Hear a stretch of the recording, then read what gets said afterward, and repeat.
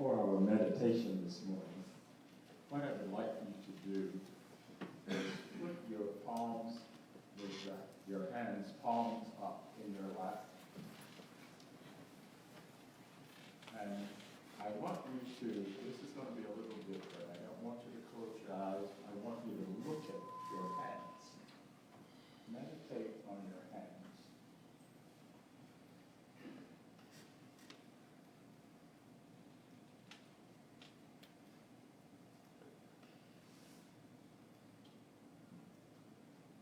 Think of those hands from the time you were a child.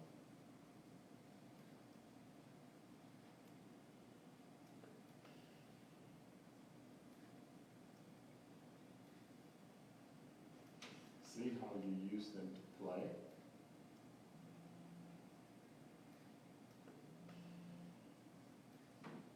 Some of you probably made mud pies, played in the dirt, played in the sand, climbed trees.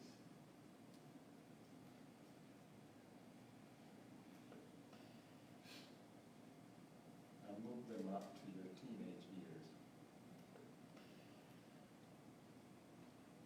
Doing homework, holding hands with someone you loved for the first time.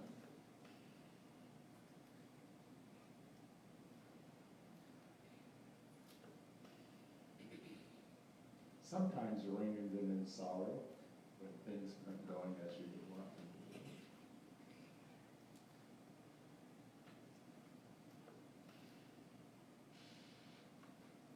And move them up to your adult years.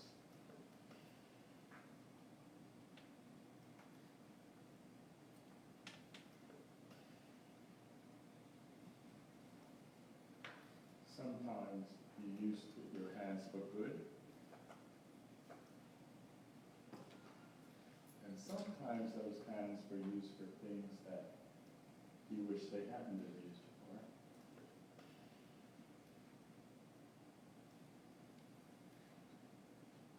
Give thanks for hands, for they are main organ of touch. Now what I want you to do is bring them closer together, hold them together. And if there's a concern today, particularly something that's not going well, or someone that you're concerned about, see them, place them in your hands. Palms up again, place them, or those things that are concerning you, in your hands. Place them in your hands. See them there. Whatever that situation is, for that person that you're concerned with. Now, lift those hands up. And that concern, lift it up as if you're lifting it to the light. Lifting it up to the power of the universe. Now give those concerns away. Free yourself of those concerns. Thank you, kind universe, for our hands. Amen.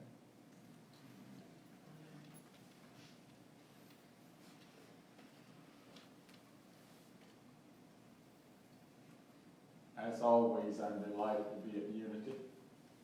And I want to say today that this past 2 weeks I've been dealing with the death of two friends, one here and one in Florida. And I told Margaret that I couldn't, I preferred that she get someone to do the children's message this morning because I was preparing for a eulogy on Locke yesterday. And I'm so glad I did. Yeah. I thoroughly enjoyed the children's message. And I like Lynn's answer. I don't know. That's an answer we are so often afraid to use. I don't know. That should be the easiest thing to say, but we feel the need to give answers sometimes when we really should say, I don't know. Thank you. Thank you so much for the message. Today, I want to talk, and of course you see the title, From Pit to Palace. Did anybody have any idea what that was about? Who said that? Who said it? Joseph. I'm not seeing. Okay. What did you say? Joseph. Absolutely. Absolutely. The story of Joseph from the Hebrew Bible of the Old Testament. And you're looking quizzy. Okay, it's coming back. Good, good. Okay. Joseph is one of my favorite characters, personages in the Old Testament. But interestingly, one of the 12 powers of humans, according to Charles Fillmore, is imagination. And Joseph is the symbol of imagination. But long before I knew that, I loved the story of Joseph because of all the events that happened in his life. Now, since we know that he's the symbol of our imagination, as I talk about the story, consider that this is the working of our imagination living through the story of Joseph. One reason I love Joseph is that Joseph was a dreamer, and I was as a child, and a dreamer in waking and sleeping. And as a matter of fact, one year, I did not have a good year in school that year. And I hate saying this, but my teacher really didn't like me. That was of all of my years in school, that was the first time I had encountered that. And what I'm grateful for, my mother understood it, and she wouldn't move me out of that class. She would not move me. But the teacher wrote on my records that he daydreams a lot. Well, when children are unhappy, what do? Move to another place. So indeed, I was daydreaming a lot. But also, I had, and still have, a very active imagination. And I create worlds. Well, you know, physics has taught us that we all create our own worlds and can. And of course, New Thought has been saying that for a long time. And many of the ancient traditions that we create our own worlds. And one way we do that is with our imagination. Joseph was a dreamer. He had this first dream, and he went and told his brothers about it. He said, in this dream, we were gathering sheaves of wheat, and my sheaf stood up in the middle of all of your sheaves, and your sheaves bowed to mine. His brothers were thrilled, right? As there's the first lesson. Don't tell your dream.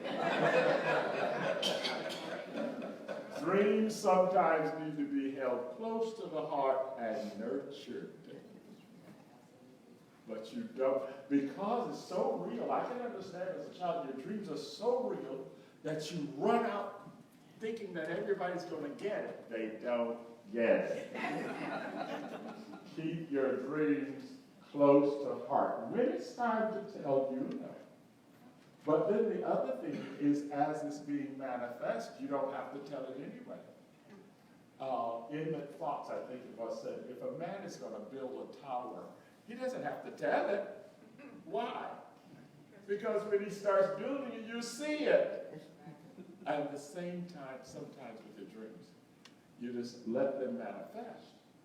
They will be seen. You don't have to tell it. Well, he told his brothers. That did not make him their favorite. And they were already upset with him because he was the son of his father's old age, and the father loved him better than the rest of the brothers. How do we know that? Because he gave him the coat of many colors. The coat of many colors.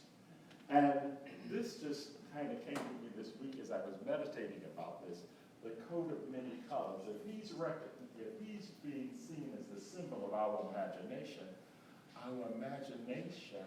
manifests in many ways, like the coat of many colors. Later on, he had another dream. That one wasn't disturbing enough. He dreamed of the moon and the sun, and of the 11 stars, and all of the moon and the sun and the 11 stars paid homage to his star. And he went and told his father that way. And he said, "What are you saying? I and your mother and your brothers are going to all pay obedience to you?" And he rebuked it. Don't tell your dreams. Sometimes, especially to moms and pops, they may not necessarily understand what it is you're trying to do. Or they may not see, and your parents, you know about this, they may not see what you are seeing. And that has been the most interesting thing in my life, and I just discovered again recently that what I see sometimes, and I think everybody else is seeing, is not what they're seeing. It is not what they're seeing at all. I think I might have told this story here before, but I had a dear friend who knew our classmates very well, and I used to think she was saying cruel things about them when we were growing up. But in adulthood, they were exactly like she said. And see, I thought all my classmates were beautiful and all of them were smart. Rose-colored glasses. So one day I said to her, "Well, what was I like? If you seem to know it, I was so well. What was?" She said, "Oh, please. You were in a world of your own." She said, "You didn't pay us any attention and you still don't." I said, "But I was popular. I was president of the class." She said, "I don't care what you were. You were in a world of your own and you still are." Well, they liked me in my world. So Joseph, with his dreams, he told his dream. And nobody in the family was completely on board. I think the father might have been slightly. But when he brought that one about all of them having to bow down to him, that was a bit much even for the father. But later on, the brothers were out in a different place tending the flock. And his father hadn't heard from him. So he asked Joseph, said, "I want you to go and carry provisions and see how they're doing." And he went to find his brothers. And when they saw him coming, they said, "Here comes the dreamer." That's kidding. Literally, they meant it. They wanted to kill him. But one brother said, "No, let's not shed any blood. Let's take his coat of many colors and maybe kill an animal and put blood on it so it'll look like he was killed." But he said, "Let's put him in this pit." And they put him down in this pit. And one day, while he was down in the pit, a band of Ishmaelites were traveling, and they saw the Ishmaelites, and to shorten the story, they sold Joseph to the Ishmaelites, sold him into slavery in Egypt. And this is their youngest brother. And so he was taken into Egypt. But what's interesting about this is, and it says something about our imagination, no matter what the condition is, if we use our imagination in the right way, we can get through it. David was sold into slavery, but Potiphar, a big kahuna in Egypt, liked him. He bought him. And he saw right away that there was favor on Joseph's life. And so he put Joseph in charge of everything in his house. So much so that the only thing he knew each day was what he was going to eat. Joseph was in charge. That's what he saw in him, and this is how his life developed. And Joseph was always in the house handling everything. Well, one day he went to the house, and Potiphar's wife, she saw something in Joseph too. And she saw something that she wanted from Joseph, and it wasn't his wisdom. And so she kept pursuing him, asking him to lie with her. I love biblical language. She was asking him to lie with her. And it's like, I like it when people say, oh, they slept together. I said, no, dear. If they had only slept together, we wouldn't be having a discussion. It was a little more than sleep. So she wanted him to do a little more than lie with her. And he said, no.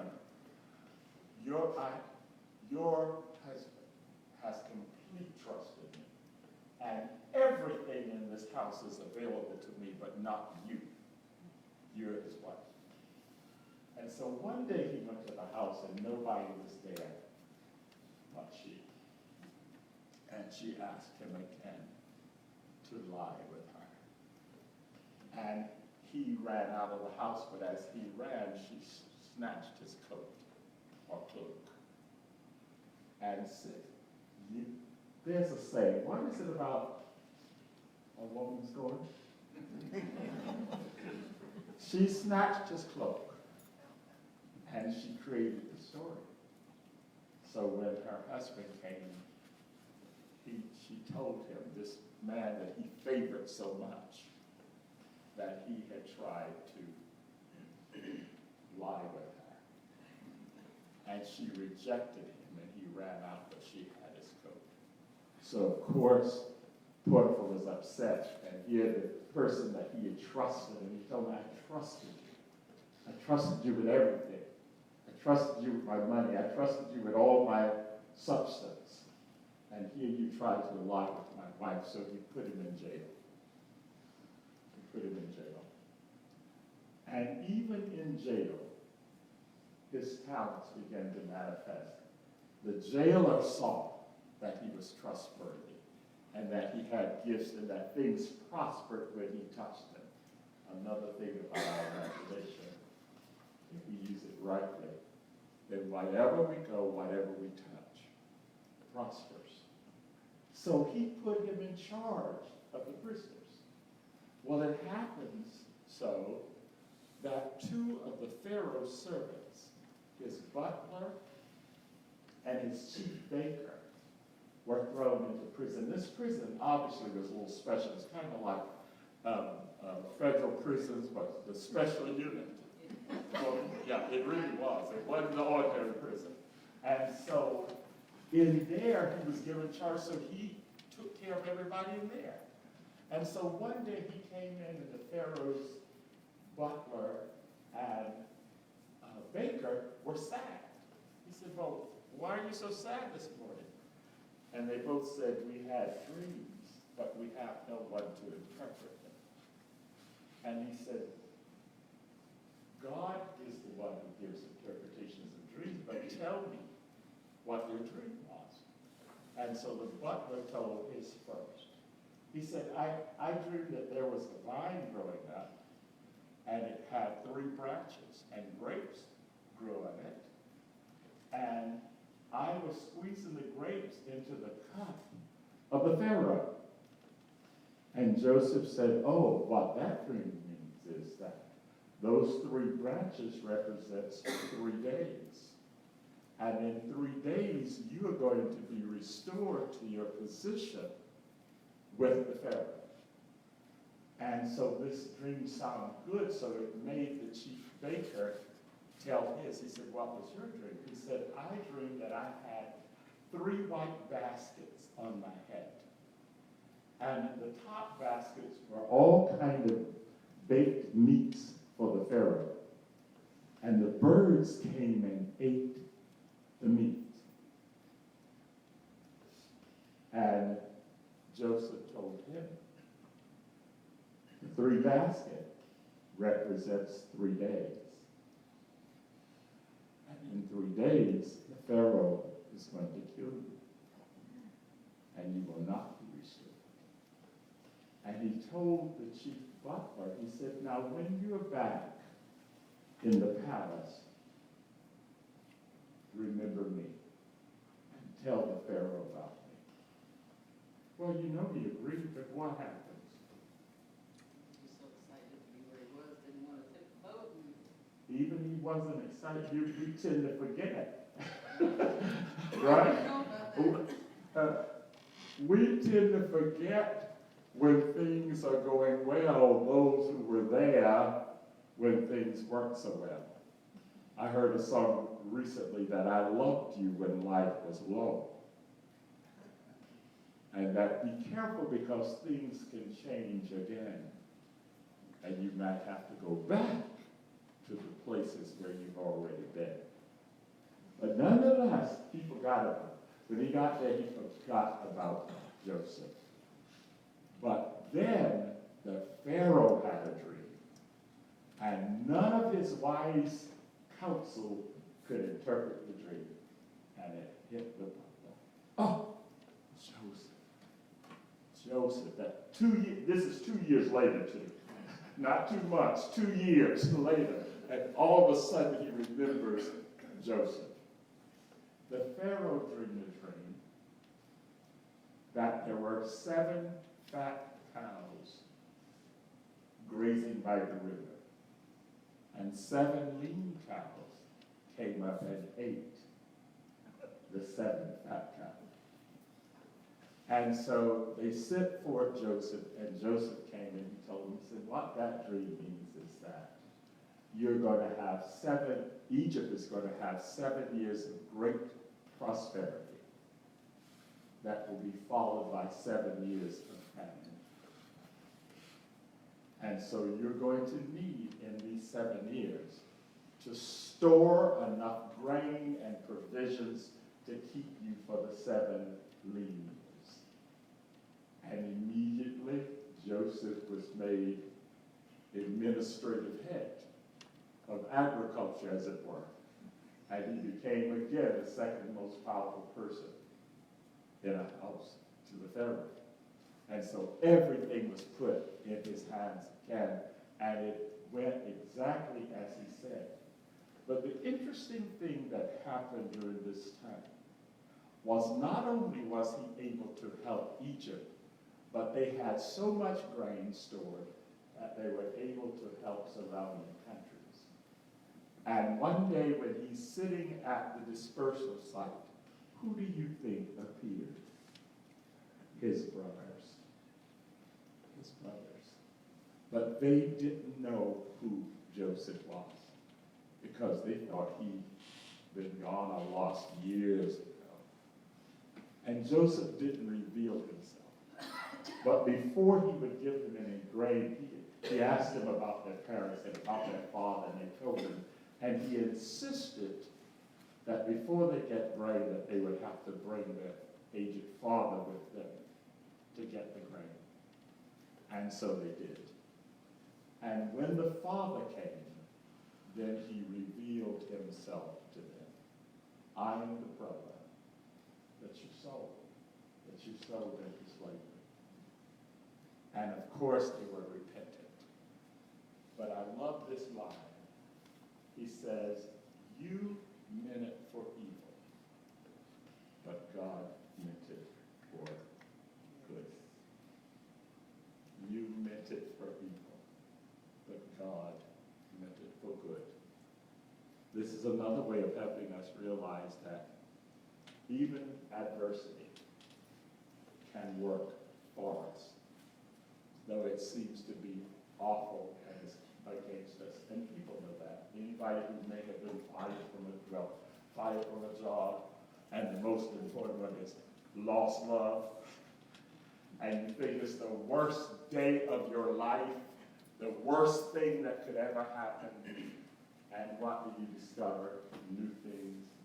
New things about yourself, new things about the world, new things about life, and you flourish despite those things.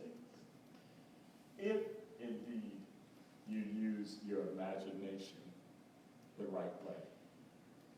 How we use it. The same imagination we can use and say, well, oh, I'm having the worst day of my life. You don't have to lie to yourself, but you can also say or ask, what is the good in this day?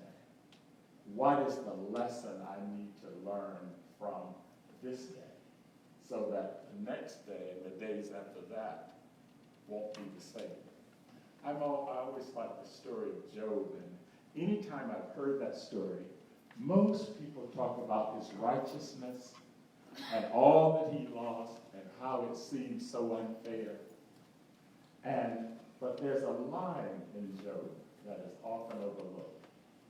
And he says this, that which I feared has come upon me. So despite all of his apparent righteousness, all of his apparent prosperity, he was hiding in his imagination fear of losing. Fear of losing.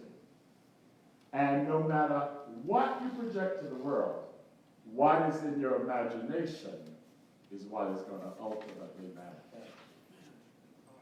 And it is. As a person thinks in their heart, so they are. So they are. And you know what's interesting about that is, you don't think about thinking in your heart. You think about thinking in your head. But you're talking about the emotional center. In other words, what you're giving your emotions to, what you're giving your energy to, is going to be what ultimately manifests, no matter what you're telling yourself, no matter what you're affirming. If you're holding this in your heart, this is what is going to manifest. Absolutely. And the interesting thing is that science has now discovered that the same neuropeptides that exist in the brain exist in the heart. So indeed, you do think with your heart. And bigger numbers too. Yes. Way more. Yes. There are three things I want to leave with you from this story. The first is this, and this Neville Goddard, I'm paraphrasing him. Our imagination is us. Our imagination is us. What Joseph imagined is who Joseph was. What I imagine is who I am, or will be. Our imagination is us. And the world as the imagination sees it is the real world. No matter what we agree to externally, what the imagination sees is our real world. So my friend was right. I was living in my own world. But now I'm consciously doing it. I was doing it subconsciously and unconsciously then, but now I consciously live in the world that I seek to create daily. With my imagination, with my thinking, and from my heart center. The second thing is this, from the book of Corinthians 4, 2 Corinthians 4:17. Speak those things that are not as though they were. Speak those things that are not as though they were. 25 years ago, I was very ill. And I was in the hospital, and the doctor was preparing my family for my death. And the first thing I did was dismiss the doctor. But one day he came to see me, and he said, "Do you want hospice to come?" And I said, "Well, only if they're going back to work with me in a few months." He thought I was just absolutely crazy. Did I say how long ago that was? 25 years. Okay. I've gotten a new PhD since then. I taught for 35 years at Coastal, was chair department, and retired. But now I got another call the other day, I was dead again. A friend called, he said, "I have a quick question. So he was surprised when I said, okay, what is it? Because he didn't expect me to be online. So I called him. I said, what is it? What? He said, I heard that you were dead. I said, well, news of my death is greatly exaggerated to quote Mark Twain. But what it was is the two deaths that I was telling you about earlier. Somebody saw them on my page and didn't read. They just saw the condolences. But anyway, speak those things that are not as though they were. During that time of illness, I didn't think about being sick or about being well. My mother, who was still living at the time, she took a younger, beautiful picture of me, if you can imagine that. And she put it on her dresser so that every morning she saw a healthy picture. And here I am, 25 years later. Speak, Amen. Speak those things that are not as though they were. Yes, are. Speak those things that are not. We have that power that is given to us through our imagination to see what is not yet. Well, think about this. Everything that's in this room that we're enjoying, the air, the lights, the sound system, it was first we're in somebody's imagination. It was an idea. And somebody saw it and maybe not see. And when we say seeing or visualizing, not only just seeing with your eyes, but something, for me, I get a sense of it, a feeling. And that somebody felt that it could be. And now it is. And now it is. And the last thing is this. Desire and imagination are the enchanter's wand of fable. And they draw to themselves their own affinities. This is Neville Gardner. I'll put it another way. Of course, we read fairy tales and once upon a time, and then they took the magic wand, and then they said abracadabra, and it was so. And what he's saying is our desire and our imagination works the same way. And this is not new to you when he says they draw to themselves their affinities. In other words, one idea is going to attract other ideas like itself. Okay? So who we are and who we become is not just one day or 1 week of thinking a certain way. It's a continual way of thinking over a period of time. And we do become exactly that. This is how Joseph went from a pit to a palace. Literally. From a pit to a palace. And so we can. Our pit may not be the pit of Joseph's, and our palace may not be the same palace. But the point is, we can move, even at whatever, it has nothing to do with age, it has to do with imagination. Imagination does not know age. Imagination does not know time nor distance. Those things do not exist in the imagination. So we can move in our imagination from pit to palace. From pit to palace. Amen? Amen.